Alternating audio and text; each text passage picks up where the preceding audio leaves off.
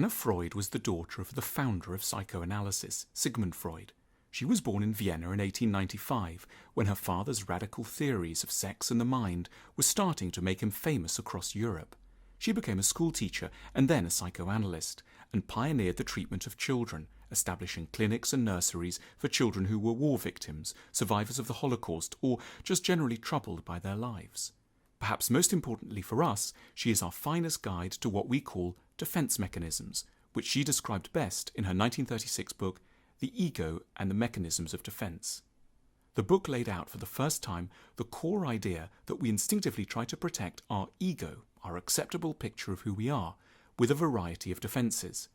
The problem is that in the act of defending ourselves against pain in the immediate term, we harm our longer-term chances of dealing with reality, and therefore of developing and maturing as a result. Anna Freud highlighted 10 key types of defense mechanisms. Firstly, denial. Denial is when we don't admit there is a problem. We think things like, I enjoy drinking very much and I sometimes get quite bad hangovers, but I can handle it. If other people try to get us to face up to the problem, we react very badly. The immediate survival mechanism, the short-term instinct to feel all right about oneself, means refusing to recognize our need for change. Projection. In projection, you attribute a bad feeling you have in someone else. For example, you might develop the impression that your partner is going to be extremely critical if you don't make more money this year than last. But in reality, they may be quite understanding and sympathetic. The harsh, bitter thoughts are not in your partner, they're in you, and they came from, let's say, your mother. But you've given the negative feelings, which you don't want to recognize in yourself, to someone else. That's projection. Turning against the self. This is when we think badly of ourselves as a way of escaping from an even worse thought, that someone we hope loves us doesn't actually. Anna Freud learnt that children do this a lot. A child abused by a parent will typically seek refuge in a thought which, though grim, is less awful than the alternatives. He or she will think, I must be bad and worthless, that's why my parent is behaving this way towards me. So really the thought goes, I still have a good parent.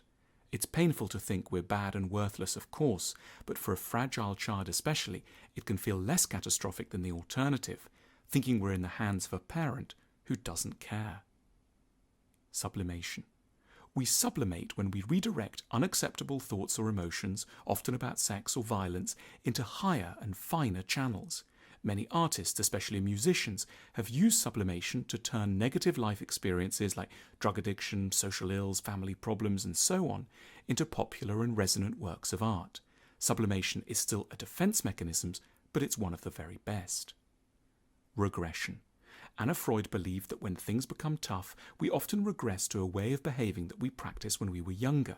In particular, we do what children typically do, which is evade responsibility. It is for the child always someone else's fault, usually the parents, and they should put it right. In regression, we adopt an infantile sense of our own purity and innocence. The rest of the world is to blame. They should sort it out. For Anna Freud, it's normal for many otherwise perfectly sane adults to go through regressive moments when under pressure. It only becomes a problem when it goes on too long. Rationalization. Rationalization is a smart-sounding excuse for our actions or what happens to us, but it's carefully tailored to get the conclusion we feel we need, that we are innocent, nice, worthy. After being rejected for a job, for example, the defensive rationalizer will say, it was a boring company, or I never wanted the job anyway. They may have very much desired the job, but it can be agonizing and deeply humiliating to admit this to the ego. Intellectualization. Intellectualization is similar. The scarring sense of loss, guilt, betrayal, and anger on breaking up with a partner might be neutralized by thinking a lot about the history of the late Roman Empire or the government's plans to raise interest rates. Many intellectuals are not merely thinking a lot, they are also guilty of intellectualization, which means making sure their researchers keep a range of more pertinent issues at bay. Reaction formation. Reaction formation involves doing the opposite of our initial unacceptable feelings. Someone who has a strong interest in the sexuality of teenagers, say, may join a religion with a particular emphasis on abstinence among the young. We're often guilty of reaction formation in childhood. When we're embarrassed about being attracted to a classmate, we might be mean or aggressive towards them instead of admitting that we like them. Displacement. Displacement is the redirection of a usually aggressive desire to a substitute recipient, usually someone who is less threatening or easier to blame. So a classic case is someone who may feel threatened by their boss, comes home and starts shouting at their partner. Fantasy.